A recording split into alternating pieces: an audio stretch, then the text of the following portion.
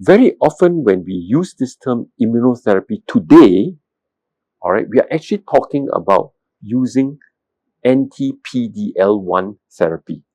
You're talking about the use of drugs like Keytruda, you're talking of drugs of nivolumab, atezolizumab.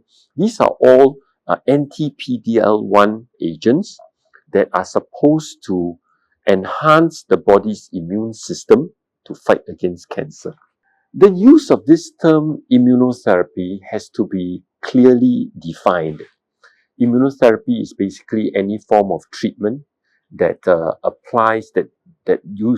takes advantage of the body's immune system in order to treat a particular condition. In the past, when we talk about immunotherapy, we're actually talking about the use of monoclonal antibodies. We're talking like, for example, in the case of lymphoma, we use an anti-CD20 antibody, and this has shown to be very, very effective and improving both the response rates and the cure rates in the treatment of non-Hodgkin's lymphoma. So whenever you use an antibody, that is a form of immunotherapy.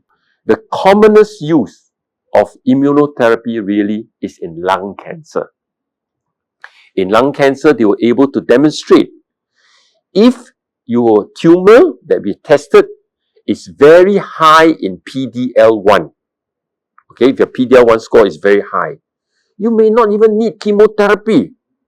By just using anti-PD-L1 immunotherapy alone, without chemotherapy, you are often able to get dramatic responses, and not only dramatic, but sustained responses.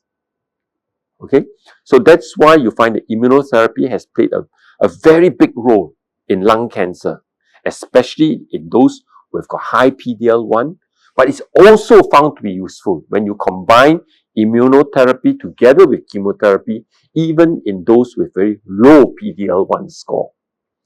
Whenever you've got a new technology, a new drug in the treatment of cancer, it is often found in only one particular malignancy, but gradually, as more and more tests are done, you're able to find many subsets of various cancers which will also benefit from this treatment. In large majority of patients who have failed chemotherapy in Hodgkin's disease, if you use immunotherapy, you will see dramatic responses and dramatic and sustained responses. Then also we see it in lung cancer, as I mentioned, you see it in breast cancer, you see it in kidney cancer, you see it in thyroid cancer, you see it in uterine cancer. So there's a wide range of cancers that we have found, literally covering from head to toe, which have demonstrated, the effectiveness of immunotherapy. And, I mustn't forget, it's very effective in squamous cell carcinoma of the head and neck as well. Immunotherapy has been a new, concept which has made a big difference in a wide range of tumors.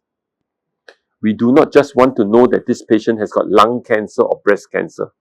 We want to know the molecular profile behind it. In the lung cancer, we want to know, is it EGFR mutation positive? Why? Why do you want to know? Because if it is, you don't need to give chemotherapy. You just need to pop a pill, alright? And with this pill, the large majority of patients, even when they are stage 4, will have a dramatic response. These patients don't need chemotherapy if you have EGFR mutation positive.